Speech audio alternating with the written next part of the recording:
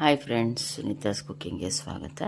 ನಾನಿವತ್ತು ಬಾಳೆಕಾಯಿ ಮತ್ತು ಕಡಲೆಕಾಳು ಹಾಕಿ ಹೇಗೆ ಗೊಜ್ಜು ಮಾಡೋದು ಅಥವಾ ಹುಳಿ ಈ ಥರ ಚಪಾತಿಗೂ ಚೆನ್ನಾಗಿರುತ್ತೆ, ಸೈಡ್ ಆಗಿಯೂ ಚೆನ್ನಾಗಿರುತ್ತೆ, ತಿಳಿದು ಸಾರಿಗೆ ಅನ್ನಕ್ಕೆ ನೋಡಿ ಹೇಗೆ ಮಾಡೋದು ಅಂತ ತೋರಿಸ್ತೀನಿ.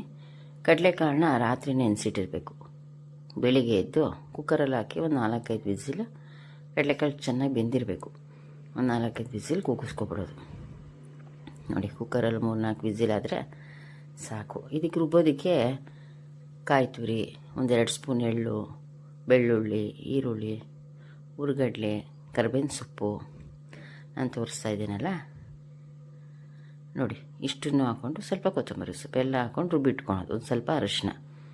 ಇದು ಬಾಳೆಕಾಯಿನ ಒಂದು ಸೈಡ್ ಪಾತ್ರೆಯಲ್ಲಿ ಬೇಯೋಕ್ಕಿಟ್ಟಿರೋದು. ಇದು ಬೇಗ ಬೆಂದೋಗುತ್ತೆ. ಸ್ವಲ್ಪ ನೀರು ಹಾಕಿದ್ರೆ ಸಾಕು, ಜಾಸ್ತಿ ಹಾಕಬೇಡಿ. ನೋಡಿ ಬಾಳೆಕಾಯಿ ಒಂದು ಸೈಡ್ ಬೇಯ್ತಾ ಇದೆ. ನೀರು ಜಾಸ್ತಿ ಆಗಿದ್ರೆ ತುಂಬ ತಿಳಿ ಆಗಿಬಿಡುತ್ತೆ. ಸ್ವಲ್ಪ ನೀರಾದರೆ ಸಾಕು, ಎಲ್ಲ ನೀರೆಲ್ಲ ಹೀರ್ಕೊಳುತ್ತೆ. ತುಂಬ ಚೆನ್ನಾಗಿರುತ್ತೆ ಮಾತ್ರ. ಕಡಲೆಕಾಳು ಇವಾಗ ಬೇಯಿಸಿಟ್ಕೊಂಡಿದ್ವಲ್ಲ, ಆ ಕಡಲೆಕಾಳನ್ನ ಇದ್ರ ಜೊತೆಗೆ ಮಿಕ್ಸ್ ಮಾಡೋದು. ಇದೊಂದು 2 ನಿಮಿಷ ಬೆಂದರೆ, ಯಾಕಂದರೆ ಕಡಲೆಕಾಳು ಬೆಂದಿದೆ ಮತ್ತು ಬಾಳೆಕಾಯಿನೂ ಚೆನ್ನಾಗಿ ಬೆಂದಿದೆ. ನೋಡ್ರಾ, ಈಗ ಸ್ವಲ್ಪ ನೀರಿನ ಅಂಶ ಕಮ್ಮಿ ಆಗಿದೆ. ಇದಕ್ಕೆ ನೀವು ಸಾರಿಗೆ ಬಳಸ್ತಿರೋ ಖಾರದ ಪುಡಿನ 1-2 ಸ್ಪೂನಷ್ಟು ಹಾಕೋದು. ನೀವು ಸಾಂಬಾರಿಗೆ ಹೇಗೆ ಹಾಕ್ತಿರೋ ಹುಳಿ ಪುಡಿ ಅಂತ ಹಾಕ್ತೀವಲ್ಲ, ಅದನ್ನು ಇದ್ರ ಜೊತೆಗೆ ನೋಡಿ ಖಾರಕ್ಕೆ ನಿಮ್ಗೆ ಎಷ್ಟು ಬೇಕೋ ಅಷ್ಟು ಹಾಕೋಬೋದು. ಮತ್ತು ಹಚ್ಚಿರೋ ಟೊಮೊಟೊ ಬೇಕು ಅಂದರೆ ಸ್ವಲ್ಪ ಹುಣ್ಸೆಹಣ್ಣು ರಸ ಹಾಕೋಬೋದು.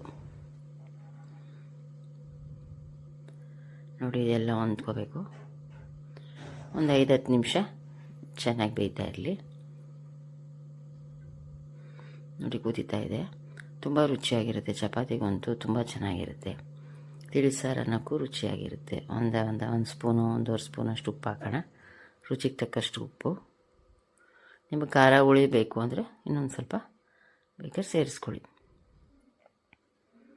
ನೋಡ್ರಾ, ಚೆನ್ನಾಗಿ ಬೆಂದಿದೆ. ಈಗ ನಾವು ರುಬ್ಬಿಟ್ಕೊಂಡಿದ್ವಲ್ಲ, ನಾನು ಆವಾಗಲೇ ತೋರಿಸಿದ್ನಲ್ಲ ನೋಡಿ, ಈ ಮಿಶ್ರಣನ ಇದಕ್ಕೆ ಹಾಕಿ ಮಿಕ್ಸ್ ಮಾಡೋದು. ಈಸಿ, ಬೇಗ ಆಗೋಗುತ್ತೆ. ಕಡಲೆಕಾಳು ಒಂದು ರಾತ್ರಿ ನೈಟ್ ನೆನೆಸಿಟ್ಕೊಂಡ್ಬಿಟ್ರೆ ಬಾಳೆಕಾಯಿ ಅಷ್ಟು ಬೇಗ ಬೆಂದೋಗುತ್ತೆ. ನೋಡಿ, ಗಟ್ಟಿಗೆ ಇರಬೇಕು, ತಿಳಿಗಿರಬಾರ್ದು. ಇಷ್ಟೇ ನಿಮ್ಗೆ ರುಚಿಕರವಾದ ಬಾಳೆಕಾಯಿ ಕಡಲೆಕಾಳು ಹುಳಿ ರೆಡಿ. ಸ್ವಲ್ಪ ಒಗ್ಗರಣೆ ಹಾಕೊಂಡ್ರೆ ನೋಡಿ ತುಂಬ ರುಚಿಯಾಗಿರುತ್ತೆ. Thank you.